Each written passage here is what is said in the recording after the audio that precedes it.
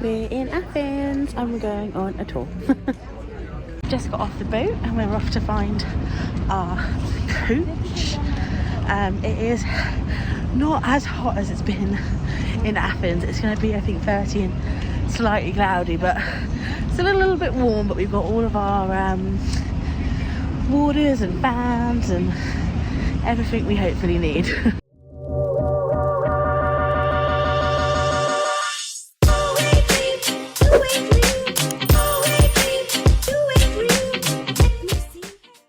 Flashback.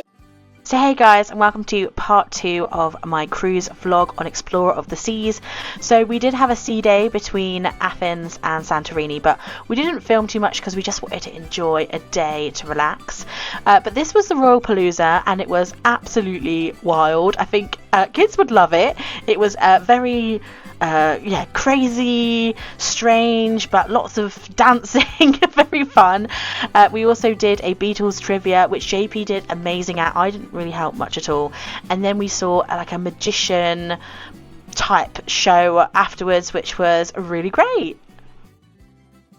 End of flashback. So we're now back on our Athens tour.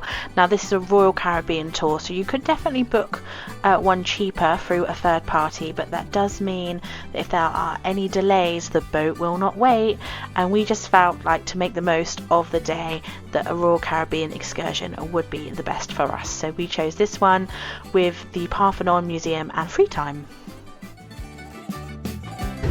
So we've just got to the OG Olympic Stadium. How many was it? 70,000 people, she said. Yes. 70,000 people can fit into the stadium that was built during the Roman occupation. It's really cool. So it's currently holiday time in Greece, so it's quite quiet. It's just basically tourists in Greece at the moment. We're on a Royal Caribbean excursion. It's the Acropolis Museum and free time in Plaka. It was around $200, but we thought for Athens it was worth just paying for a good trip to get the most out of the day. But this was a little surprise tour, a surprise stop, so really cool. And now everyone's getting back on the coach, so we're going to join them. So this excursion did say in the terms and conditions that it was a very strenuous excursion. There is an awful lot of steps to climb at the Parthenon, and especially in July it was extremely hot. And I'm not going to lie guys, I am really proud of myself for getting up there. It was tricky, but we did it, we got there, and the views were fantastic. I will say my mum did a little bit of research afterwards though, and out that if you are disabled you can actually get up there via a lift, but the Royal Caribbean excursions don't have this included, so I think you'd need to book something separately, but highly worth the visit. You've got to come here if you're coming to Athens. It is incredible and the videos don't do it justice. We made it to the Parthenon, top of the hill, king of the castle. Not far at all. Completely.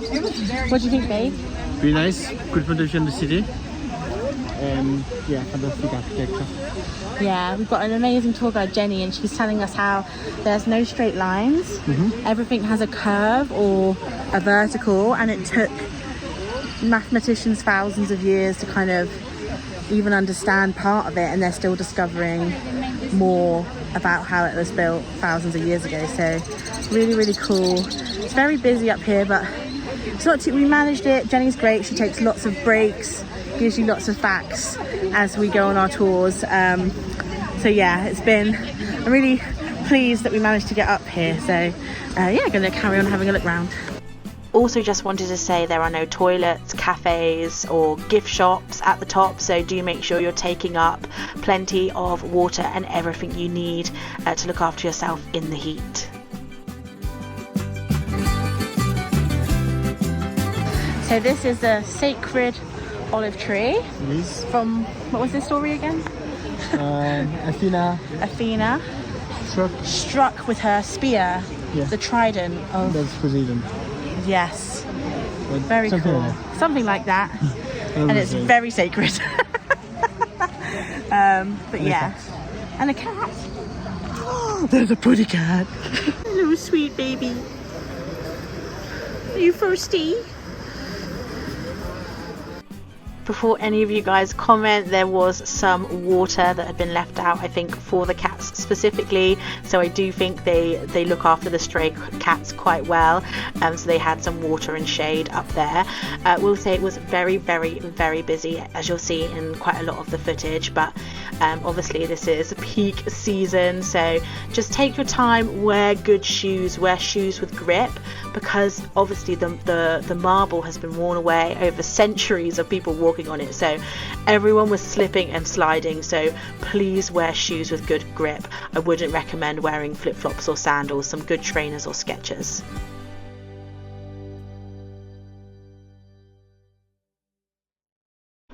We then headed to the Acropolis Museum. This was really cool, and it was also in the AC, so we loved that. Jenny, our tour guide, she was absolutely fantastic and explained everything. Like when they were building the museum, they then found all of these ruins underneath the site, and they had to change the plans and elevate the museum above them. She also explained the meaning behind the owl, which is actually where the evil eye comes from. The owl is all-seeing because obviously it can turn its neck in all directions, and that wards away spirits. So if you ever see that eye motif that you see across all of Greece in lots of tourist shops, that's where it comes from, the owl, which I thought was really, really interesting. They had so many artifacts, as you can imagine, in this museum. These were all fertility vases, which every wedded couple would give to one of the gods. I can't quite remember which one.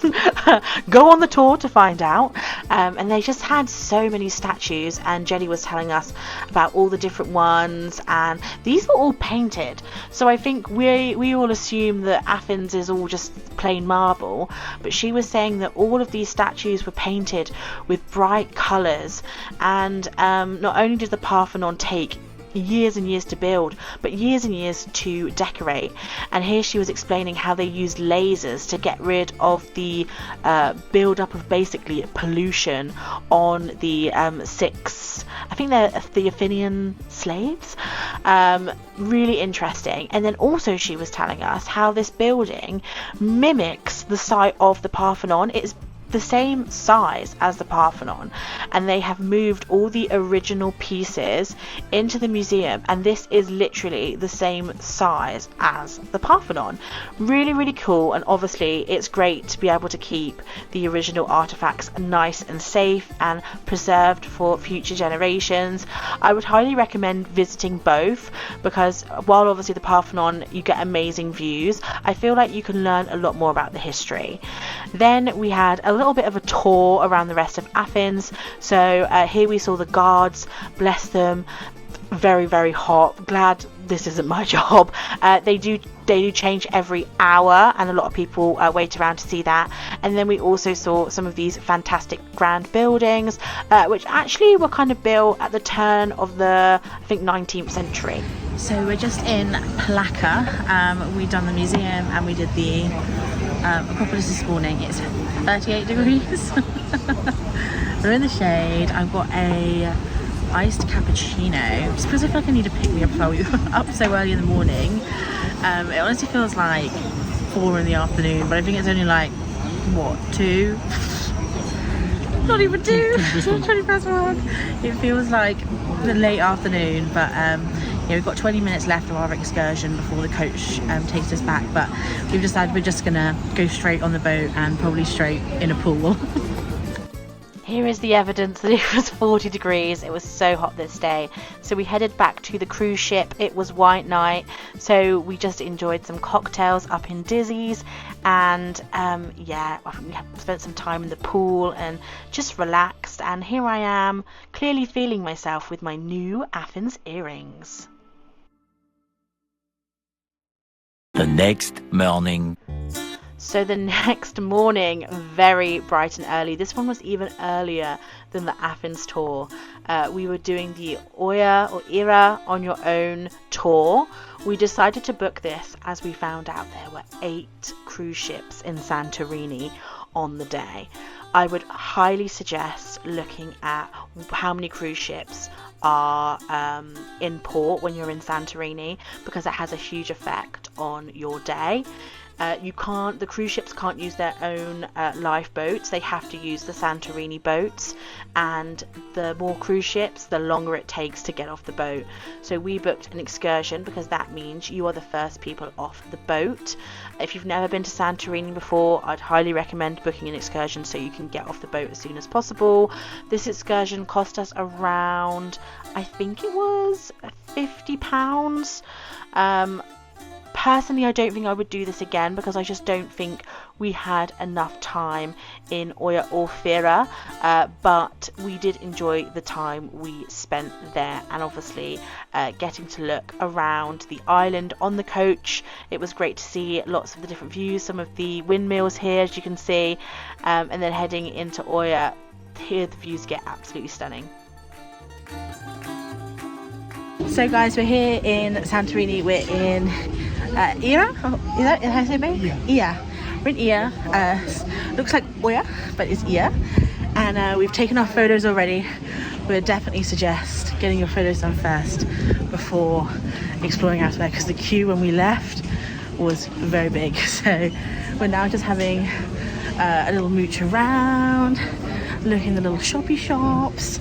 Probably gonna get an iced coffee. And yeah, it's very picturesque. But yeah, it's going to get really busy and quite hot, I think. One fun thing to do in Santorini and Greece is have a look out for all of the lovely little stray cats everywhere. I do believe they are quite well looked after, like water is kept out for them and stuff, but we decided to have a little break at this little cafe. Prices on Santorini, guys, are very high because everything has to be imported, so do prepare yourself. But as we were there literally for an hour and a half, we just thought, why not treat ourselves? So this did cost us a pretty penny, but oh, little kitty cat and the view and everything, it was worth it. And yeah, we'll say the baklava was very good.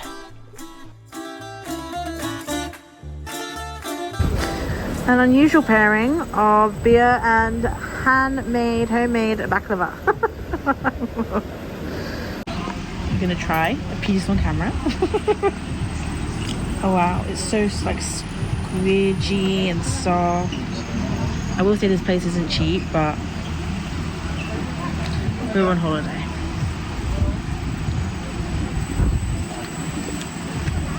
Come on. Sweet but fragrant, like nuts. There's definitely like maybe like a orange blossom or something. Here's where we go. So yeah, as I said, we only had an hour and a half here in Oya, which really wasn't enough time. It was literally a taster. We really want to go back, but definitely off season. Highly recommend having a look in the church. It was so beautiful, so ornate and really unexpected. It was very, very busy as well though for such a small little church. We also went into lots of little shops. There's lots of jewelry shops, souvenir shops. We also had to go in to a local supermarket. This is just one thing that we love to do, is looking at supermarkets in other countries. I feel like it just shows so much of the culture. JP wanted to find a local beer as well as some oregano flavoured crisps, and then we finished off with a lovely ice cream from a place recommended by our tour guide.